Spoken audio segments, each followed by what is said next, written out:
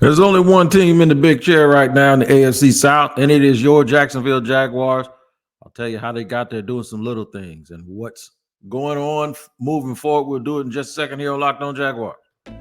You are Locked On Jaguars, your daily Jacksonville Jaguars podcast, part of the Locked On Podcast Network, your team every day.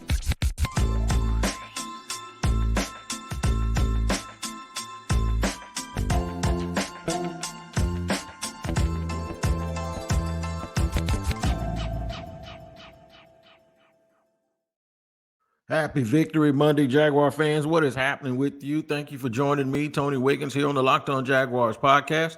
We're at your team every day, and we thank you for making us your first listen. A quick reminder, we're free to subscribe to on our YouTube page, that is Locked On Jaguars, and wherever you get your podcast from an audio standpoint, make sure you tap in every single day so you don't miss an episode. Plus, on YouTube, all you got to do is hit the like button, subscribe button, and then hit the bell so you receive notifications anytime we drop an episode. Today's episode is sponsored by LinkedIn Talent Solutions. That's right, LinkedIn, man.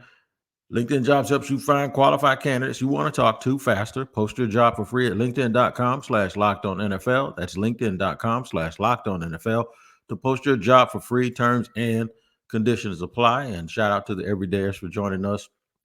We are glad to have you here every single day, and you can be one if you come back every single day as well. All right, so here's today's show. If you're watching on YouTube, you can see the lineup. It says Jaguars in big chair in division. You know what that means. That means they hold the crown right now. They are sitting pretty, and no one can take that seat away from them. Segment 2, the little things that helped the Jaguars get to the point where they are, the things that they did yesterday, and some of the things that they've done over the last month, sans the San Francisco game. Third and final segment, what the Jaguars avoided. So you can have things that you commit and things that you omit. You have to omit some things, and they did some things yesterday, and then they didn't do some things yesterday that they have done, when they haven't played well. We'll talk about those things in just a second here on Locked On Jaguars. But first, let's get to the Victory Monday aspect of today's show. I hope y'all feel good. I hope it was a great afternoon time. I waited until after this afternoon's press conference. There wasn't much going on there, but you can check that out at jaguars.com, obviously. But wanted to see if there's any big injury news. We'll talk about a little bit of it because there isn't any, right? The main thing is we're going to keep the main thing. And keeping the main thing means letting you know that the Jacksonville Jaguars are in absolute control of the AFC South. It's almost as if you woke up and order had been restored because everyone was saying that they're only one game ahead of the Texans. And if the Texans win, it's a tie, but nobody wanted to talk about if the Jaguars won, except us. The Jaguars win, they go up 2 games, and really you can say it's 2.5 games because if they end up in a tie, I think the Jaguars might have the tiebreaker advantage as well. I don't know how they would, though. With the way the Jaguars are sitting right now, I do think I think they're going to go 5-1. Their only game left in the division is against the Titans, and they're going to beat Tennessee. They'll go 5-1 just like I anticipated. Now, I'm going to be honest with you. I looked at the rest of their schedule, and I'm not moving too fast here. I looked at the rest of their schedule. I think they'll be favored in every game except one, and that's Baltimore, and it's in Jacksonville, and I think they can win that game too. If they win them all and they go 14-3, y'all gonna make me pull up this preseason predictions, the record predictions podcast that I did, where I said that they were gonna go 14-3. You're going to make me do it. You're going to make me peacock. You're going to make me pull it out. You're going to make me point to it. You're going to make me say, I told you. You're going to make me say that I'm omniscient, which I'm not. I'll just be tongue-in-cheek. Don't let them win the rest of these games and let me come on here and replay that whole podcast where I said they were going 14-3. Because if that happens, I don't know if my head is going to be big enough to fit on this screen on YouTube. And as a matter of fact, I don't know if my head is going to be big enough to fit on your radio or your audio. My head might be so big, you might listen to me in your car and it'll be a big-ass picture of me right on your dashboard. because if I get that right, I'm just gonna label myself as the truth. Because I didn't think they were gonna go 14-3. As a matter of fact, I thought it was more like 12-5, but I was just like, I'm not gonna lie to you. I just see them winning a lot of these games. And I ignored the total ebb and flow aspect of what the NFL, the formula of what the NFL usually does. But right now, after some up and down stuff, playing poorly against three teams, Houston, they avenged that one loss. Uh, Still got two more that, Kansas City and the 49ers. They could avenge them this year. They could beat Kansas City in a playoff game and then go into the Super Bowl and beat the 49ers. Now, I know that's a whole bunch of stuff that, for them to even be in that situation, that's a whole bunch of stuff for me to be bringing up to y'all right now with 7 weeks left to go in the regular season. And it's 6 weeks left to go in the regular season. That's that Duval County school math on full display right there. Shout out to the No Kids Left Behind program, even though they came out 30 years after I got out of high school, but still, it could happen. They could possibly avenge every single loss that they had. Now, that's not, we're not jumping ahead of ourselves. We're not looking ahead. We're not doing any of that stuff because there's a lot of football to be played before you even get to that point. I just wanted to point it out because they had lost 3 games. They played poorly and more than that, but they were able to win those games. So the reason why we focus on the 3 that they lost, because they had no chance of winning them, it seems like, right? Until yesterday. They had lost previously by 20 points to Houston. No sign of that fullback yesterday that took a touchdown back all the way. Good. We didn't see him. We should have saw him the first time it happened. But good for the good guys. The Jaguars are in the big chair in the division. Y'all can brag. Y'all can walk around with your head held up high. I always talk about your football self-esteem. But it should be pretty high this morning. Even some national folks like Dan Orlovsky had some nice things to say. Ryan Clark had some nice things to say. But there are still the naysayers out there that go, but nothing. We're 8-3. The Jaguars are 8-3.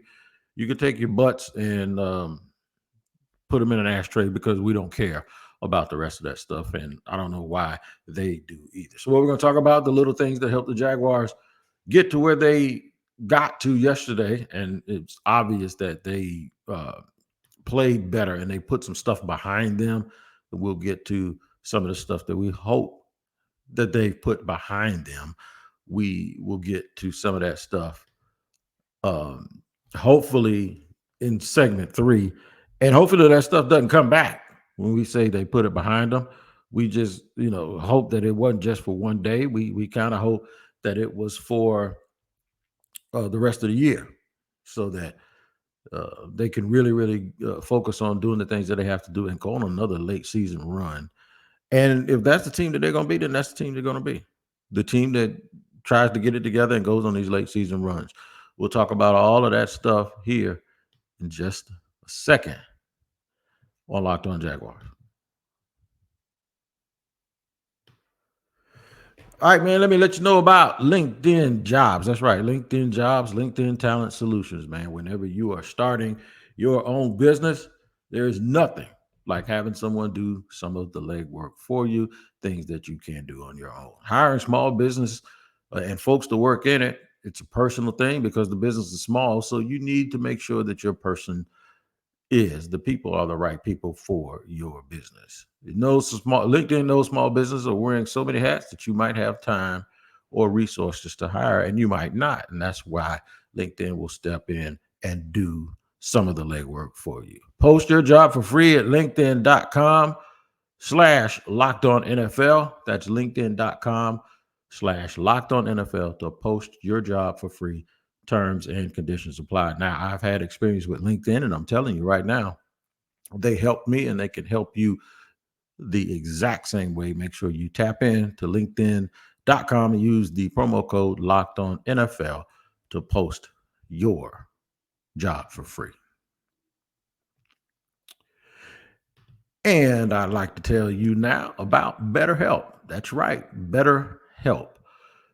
BetterHelp is there for the folks that need therapy, and once you've made the decision that you want to get some therapy, in my opinion, there's no better place to go for BetterHelp because BetterHelp That's Better, H-E-L-P. That's right, BetterHelp.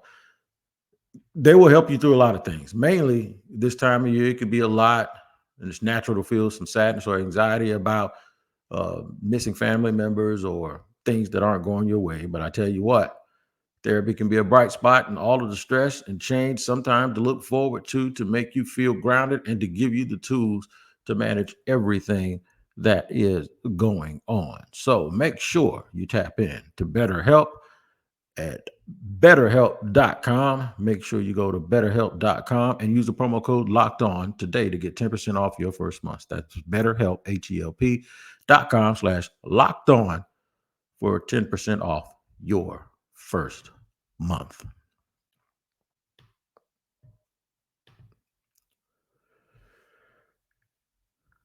All right, rolling along here. Segment number 2 on Locked On Jaguars. Victory Monday for all of the Jacksonville Jaguar fans out there that are happy to see that their team is 8-3. I saw my man Cap. He posted this morning. He said, the Jaguars are 8-3, and there are literally grown people around here that have never seen this before.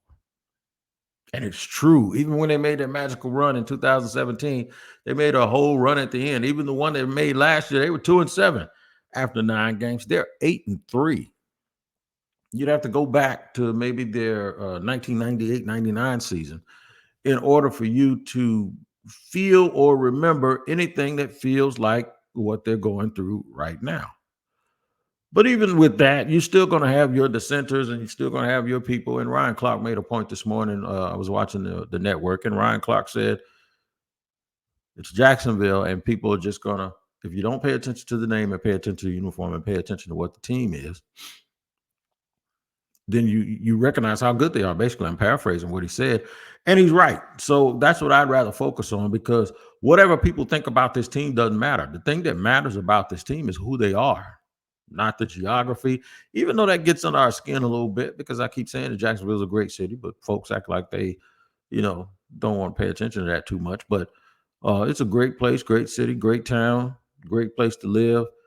And nothing about this place has ever had anything to do, well, geographically, nothing is about this place, the city, who the folks are. The only thing that's ever contributed to the Jacksonville's failures or their small amount of success has been what has gone on in that building, right?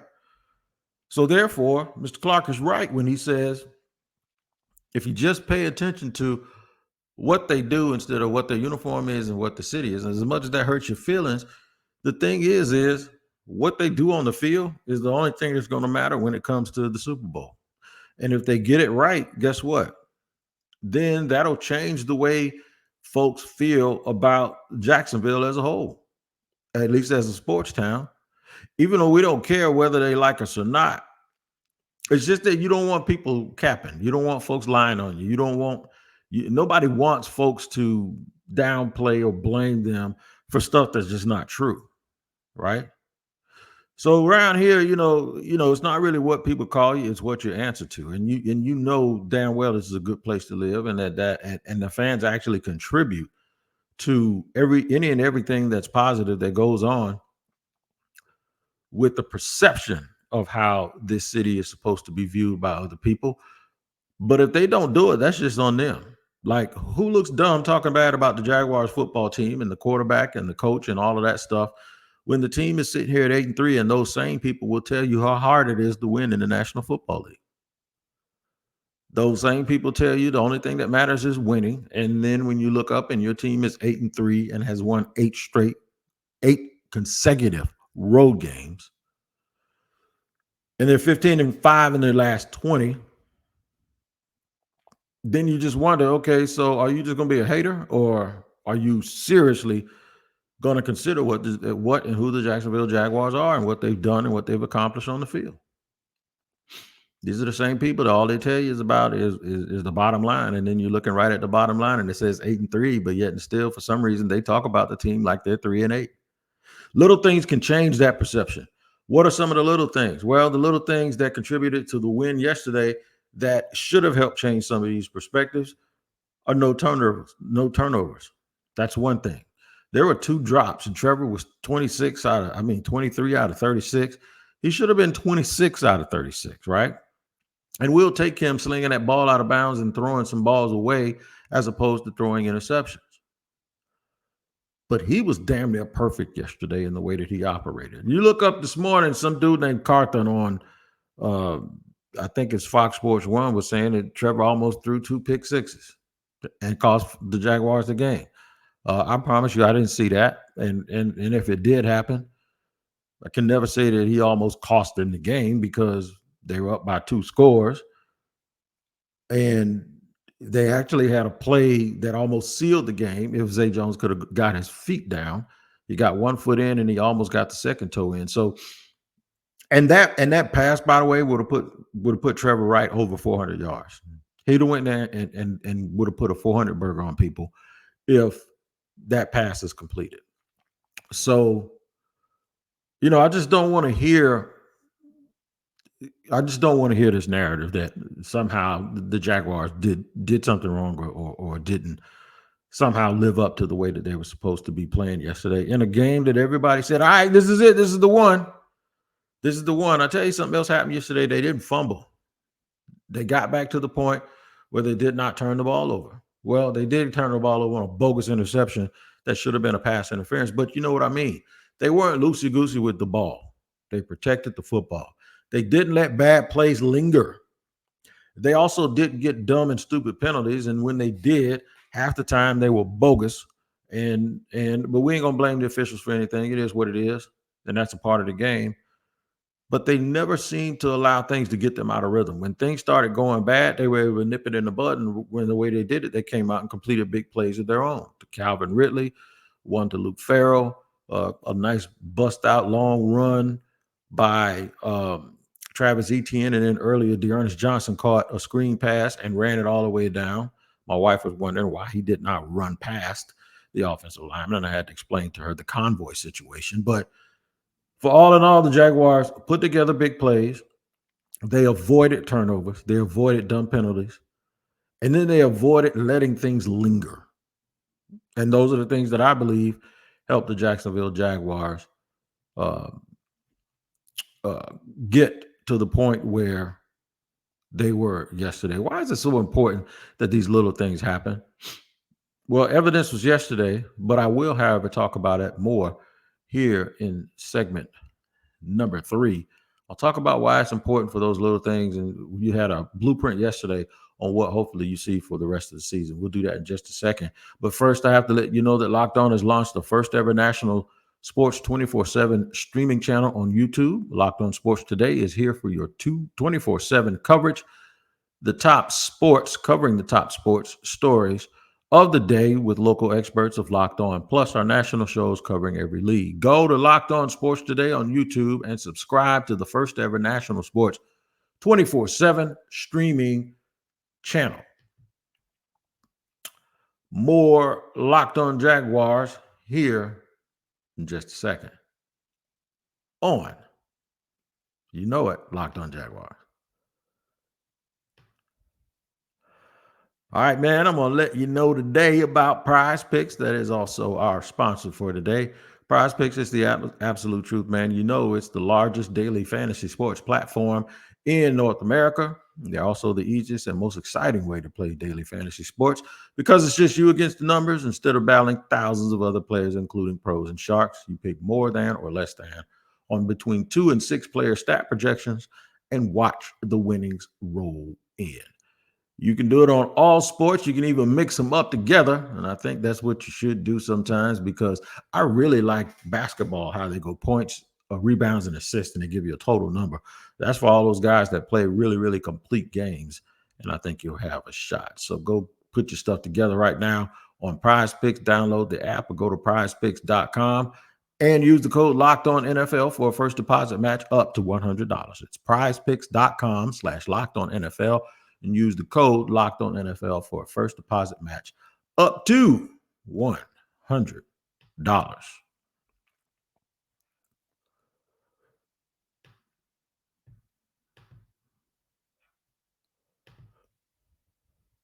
All right, third and final segment here on Locked On Jaguars. We're at your team every day. We thank you for making us your first listen. We talked a little bit about what the Jags did, the little things, and then what the Jaguars avoided.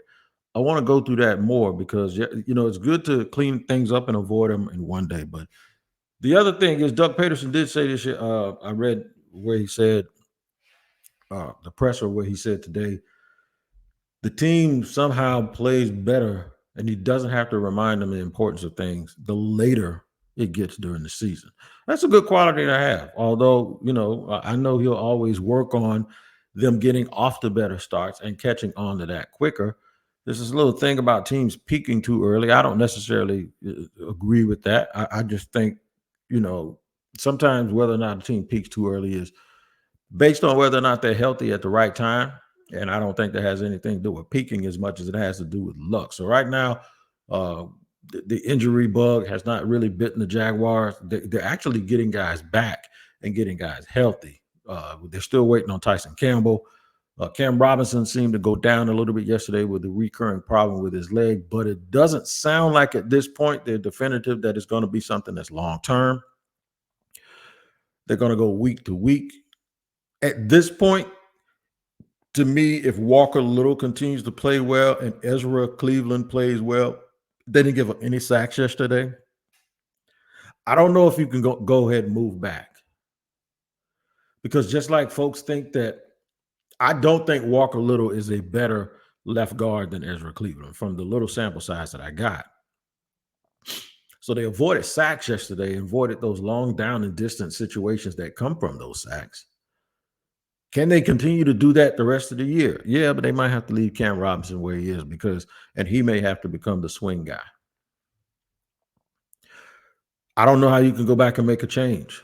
If you go back to Cam Robinson, then you're also going back to Walker Little at left guard. Therefore, removing the left guard where you need a lot of help on the interior. They have to ask themselves this question: how much better is Cam Robinson and Walker Little if they do believe that's the case? And if that's the case, that's a problem long term. How much better is he than that? And does he give them a better chance to win? I think Ezra Cleveland gives them a better chance to win on the interior because the thing that Walker Little doesn't do well is something that you kind of need to do, and that's that point of attack stuff in that short space. He had 3 penalties yesterday, but then he settled down a little bit. That's going to be a tough decision, but I think it'll be a team-oriented decision, and I think everybody will be on board with it. Because before, I think they wanted to just get their 5 best on the field. I don't know if getting their 5 best on the field includes Cam right now.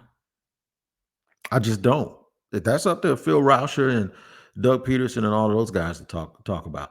But I do think that being able to run the ball, even though they didn't statistically run the ball better, and I thought they ran it outside a little bit too much because of the lateral speed of Houston. That's just the way that they're built on defense. They're going to run sideline to sideline. And though they don't have all of their parts, they're still playing that way. So I think it was a little bit, what's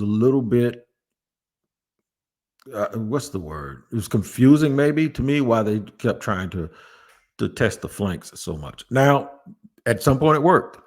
They busted off a couple of 9-yard runs on the final drive when they needed them, right? So they were able to outflank them a little bit, but they weren't able to do it in goal line situations. So hopefully the long down and distance situations that are created by penalties and by sacks can continue to be alleviated so the Jaguars will have a better chance of converting on third down. Anytime they did not convert on third down, it was either a drop or it was because they had previously had a penalty and the long down and distance left them a couple of yards short. So those are the things that this team really, really does have to improve down the stretch. A stretch that has 6 games in it, that they'll at least be favored in 5 of them, and they won't be thought about as an easy win for anybody, even Baltimore. Everybody can get gotten. Now, whether or not the Jaguars can beat them is another situation. But Baltimore can be had. Kansas City can be had. They've shown their warts. They were losing yesterday again to Oakland. They had previously lost 2 games before yesterday. They're not quite the same. And see, you just got to believe. You got to believe that you're just better. You got to believe that you can do something. Two of the last 3 years, the Cincinnati Bengals believed that they could beat Kansas City on the road. And right now, I think Baltimore, everything would run through Baltimore, but the Jaguars are right there. If the Chiefs lose another game and the Jaguars beat the Ravens and then the Jaguars handle business and win the rest, everything will run through Duval County. Everything will run through Duval County. Like I said, there's a lot of football left to be played, and I know a lot of folks don't really want to be thinking about that, but I'm starting to. I'm starting to think about everything. Big game next week, Monday night game. My boy James Rapine from Locked On Browns going to be down here, and they're going to be doing battle. They don't have a quarterback right now. Joe Burrow's out for the rest of the season. Still a little dangerous team, though, because they do have Lou Almirono and on defense, and they still have all of those weapons. Now, I don't know how they're going to be able to use them without a quarterback that can get them the ball. But that's still a team with a lot of pride, and they're one player down, so they're going to come out and scrape and scrap, and it is an NFL game. But I think the Jaguars are going to be on absolute fire when it comes to this game. I think the place is going to be raucous. I think they're going to do every single thing they can to get to 9-3, and I think they will.